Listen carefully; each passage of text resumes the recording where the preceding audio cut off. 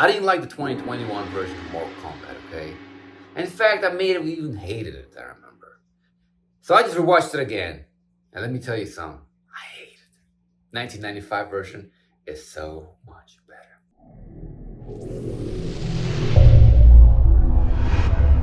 My name is David Roman, and I'm the author and illustrator of the Eternal Horizon series. And welcome to the very first episode of Movies with the David. I was actually thinking about calling it Movies with Unc Dave, since I'm 43 years old. Yeah, I write novels, young adult sci-fi, illustrate them. I also do paintings on the side. I might do a comic book eventually, and I have some ideas going. I do all story creative stuff, so mostly I do it to pitch my books. So I decided to do movies. I didn't know where to start. So I was like, you know what, let me start with Mortal Kombat because I didn't like it, okay? I didn't like it. And I watched it again and I watched it and I broke it down scene by scene of the stuff I find wrong with it. There's actually some stuff I do like about it, actually. I'm gonna list that too. Mortal Kombat is very important to me, okay? I came to the States in October 1993. And the very next day, because my dad came here before me, so he already knew people. My dad took me to his friend's house, and I met my boy there, and he hooked it up.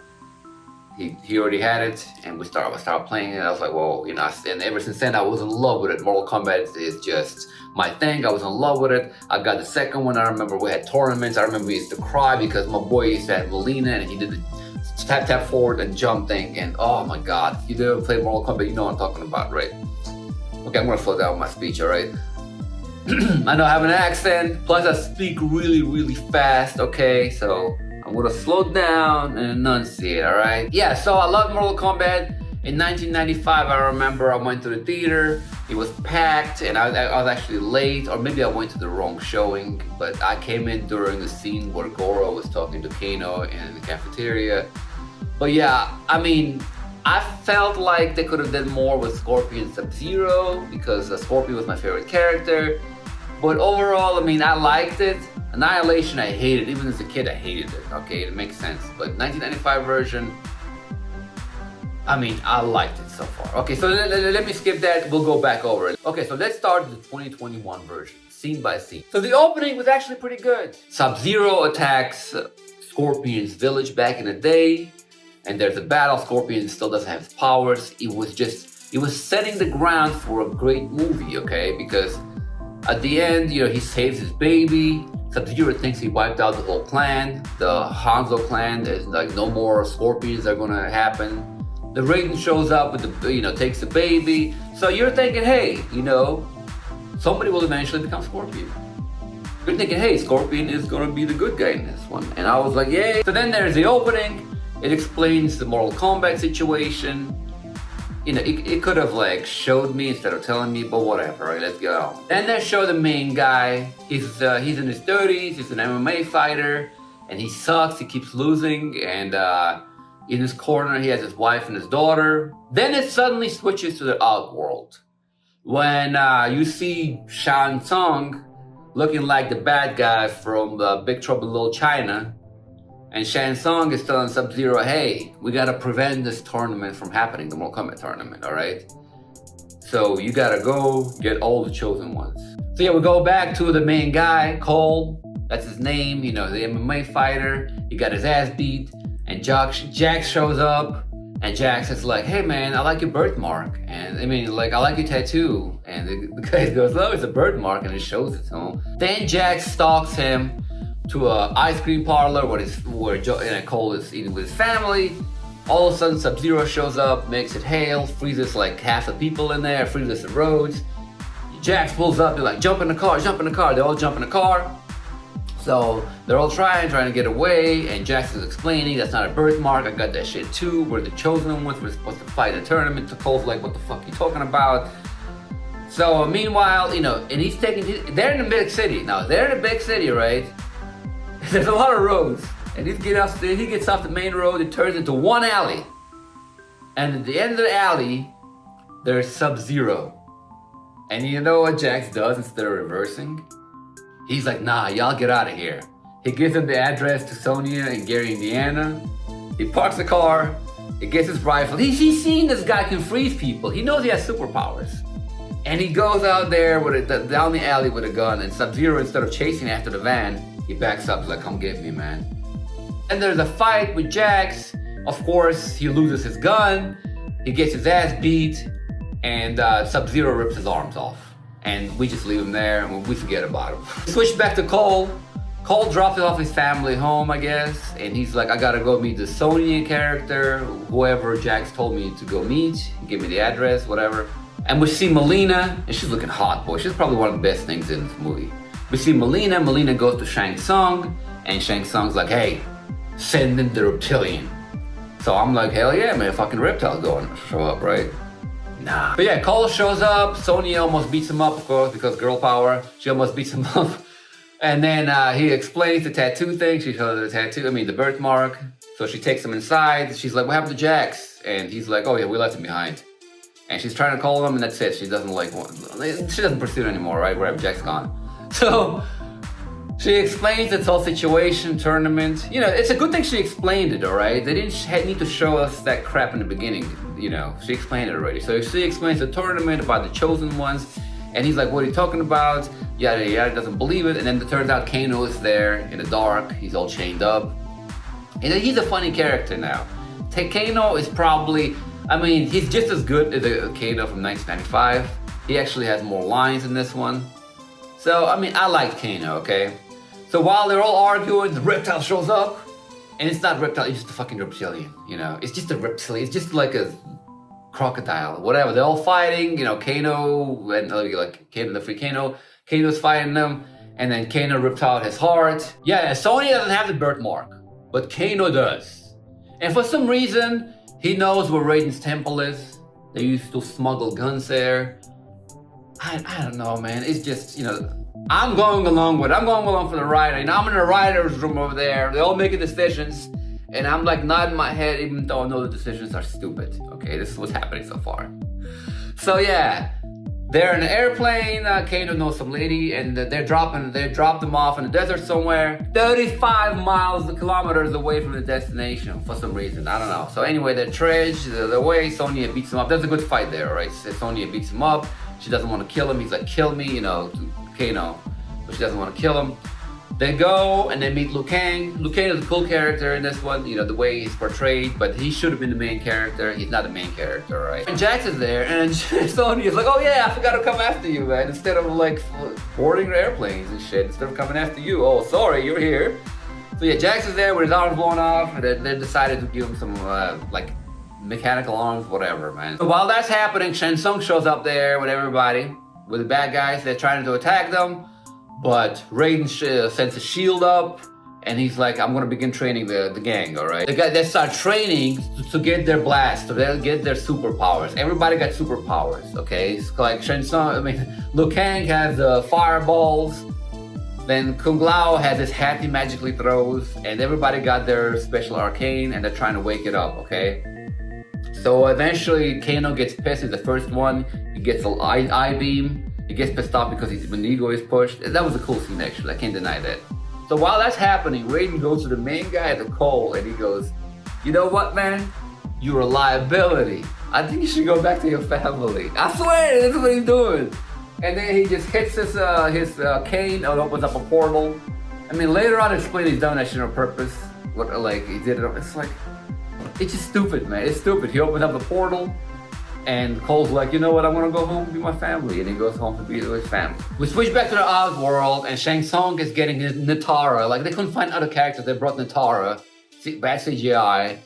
They brought Natara, Cabal. Cabal's a cool character in this one, but they're necessary. And then Rico, and instead of the cool Rico from Mortal Kombat 4, we get the Goro-looking Rico with a hammer. I don't know, he looked more like Shao Kahn than he did like Rico, and then Goro shows up, and Shang Tsung's like, yeah, we gotta get these motherfuckers before the tournament, all right? So then we get one of the worst scenes in a movie, if not the worst scene, all right?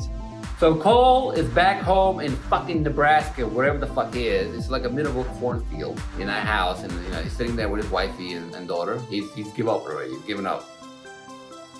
And he hears a noise outside. And he goes outside, And you know who shows up out of his barn in the middle of fucking Nebraska? Prince fucking Goro of the Shokan realm shows up in the middle of Nebraska in a cornfield to kill some no-name, man. It's so fucking stupid. Like, don't you have an army? I'm just like, oh, I'm sorry. It's like I'm running out of breath. It's so fucking stupid, all right? And then simultaneously, as that fight is happening, we get the fight. Shang Tsung and his crew finally showed up at the temple. Cabal went to talk to Kano. He's like, hey, Kano, why don't you join us for money? Kano's like, yeah, sure, why not? Kano destroys the shield and they attack the good guys, right? Kung Lao is surf rides Natara's back into his hat. It's like, it's just like, he surf rides her. It's like, oh my God. And then like Melina beats Sonya, but she doesn't really kill her because she doesn't have the thing. The powers, she's not chosen one. But Kano's like, I don't care. He throws a statue at her. Jax gets beat up. He doesn't get killed, even though he has a marking. I don't know. Rico beats him up, but doesn't kill him. Then we switch back to Cole, and he's getting his ass beat by Goro. And then Cole gets his Arcana, and you're like, oh my God, finally he's gonna become Scorpion. But no, you know what happens to him? He gets a fucking surf shirt. He gets a long sleeve golden shirt. That's it. It's a fucking shirt that shows up on him. It has a little biker glove thing. I swear to you, it's so fucking stupid. That's his whole power. And Goro stops willing at it, and the more he beats it up, the more red it gets, and eventually he gets little baton, like police-like batons on each side, and he slices Goro up with them. Somebody actually sat down and wrote that in the fucking script, man. I can't even tell you in words, but they wrote that in the fucking script and they handed it to the fucking guy. And the guy looked at it and said, you know what? Let's make this a movie. So yeah, then Raiden shows up, tries to teleport everybody, doesn't manage to teleport Kung Lao. Kung Lao gets caught, and Shang Tsung sucks his soul out. He teleports everybody into a void, right? And listen to this. More stupid shit happens after that. They're in a void, and in the void they decide to come up with a plan. And Cole's like, Raiden, you can teleport anywhere, anyone, anywhere, right? And he's like, yeah. He's like, why don't you teleport us and the bad guys in a different spot where we can fight each other one-on-one? And he's like, yeah, sure. So he teleports Melina Cabal versus Liu Kang and Cole. Then he teleports Kano and Sonya to a different spot, and then finally the other two, Rico and Jax, to a different spot. So like different spots on the planet. Like if you could have done this the whole time, like why don't you bring the bad guys to y'all one at a time and just kill them off like that? And they're planning to do all that, and then later on they're gonna gang up on Sub-Zero. That's a fucking plan. That's the whole plan. It's like, oh my God, it's so stupid, all right? I'm sorry, it's like raining outside, it got really dark, the camera was off, but it's my first video, right? Give me a break. So yeah, fight Sonya versus Kano was actually pretty good. It wasn't really woke, it wasn't like her beating the shit out of him, like, and he's flying around, because it was actually like a 130-pound female would fight a big old man, It was like, there wasn't no girl power shit. It was some kind of good moves, and she finally kills him, and she gets her power. All right, and then she teleports to the Liu Kang fight, and she has to kill Melina because there's no way a guy can kill a girl. All right, it has to be a girl who can kill a girl. Oh yeah, let's talk about Kano again. The white guy, the only white guy in the movie had to be a bad guy, right? And then that like the movie wasn't woke. I'm not gonna say it was woke, but there's like this little wokeness, little here and there. And then Jax kills Rico, and then before they get to Sub-Zero, Sub-Zero shows up to Cole's family, kidnaps the family, and then he teleports to where Cole is, and he's like, hey man, I got your family. He shows him the bracelet, and then he teleports back, and Cole runs into the portal, and all of a sudden Raiden forgot that you could teleport anyone, anywhere, at any time, right? All of a sudden, so Cole is in there in Ice World, and he's over there fighting. He starts fighting Sub-Zero. Oh yeah, I forgot. Raiden also gave him a spear that used to belong to the Ancient Scorpion once he saw the shirt. So he has a spear, he's trying to throw a spear, and all of a sudden Scorpion shows up, and he's a whole different person. He has nothing to do with Cole. Cole is just Cole, and there's two of them, and they're all fighting fucking Sub-Zero, and finally the ghost of Scorpion burns Sub-Zero down, and then goes away, says you're the next, you're gonna continue our bloodline, and Cole's like, yeah, and then the Raiden teleports with everyone. Like, he couldn't show up like 5 minutes ago when Sub-Zero was beating the shit out of Cole one-on-one, but he shows up now, right? So they all show up, and then Raiden's like, hey, no, you know what? Y'all gotta go find the rest of the more champions before the next tournament, all right? Y'all have a duty to do.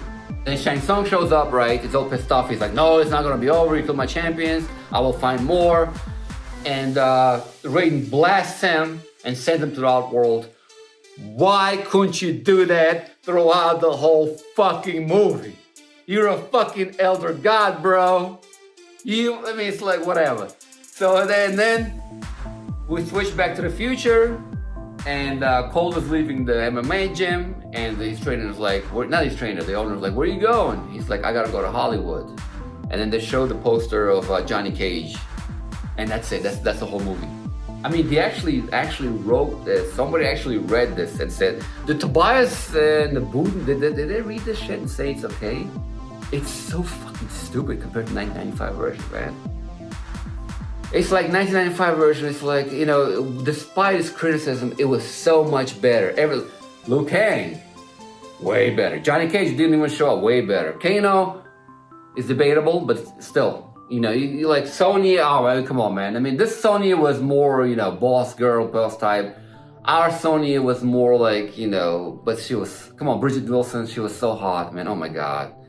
Bridget Nielsen, and y'all had Melina, we had, oh my God, come on, Katana in 1995, Lisa Soto, one of the most beautiful women in the world, man. It's just, Shang Tsung, so much better character, so much more depth, man. It's like the whole story. Goro, man, even Goro, it looked like CGI. This CGI looked like it was from worse than 30 years ago that animatronics saw Goro, 30 years ago, it's like movies were better than nowadays.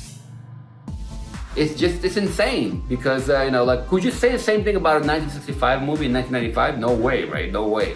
Yeah, overall, it's like the PG-13 movie from 1995 was so much better. It's like, and the Annihilation was really bad and then ruined the reputation of the first one. But like, I don't know, man. I don't know how they fix this. This whole, the golden shirt thing. It's like the whole character of Cole sucks. He fucking sucks. I don't like him, man. It's like, why couldn't just Liu Kang be, I don't know. I could write a better script. I promise you I could write a better script, man. It's insane. So yeah, that was my critique. Let me start giving the movies I'll give this a 6 out of 10. 6 out of 10. This movie sucks, boy.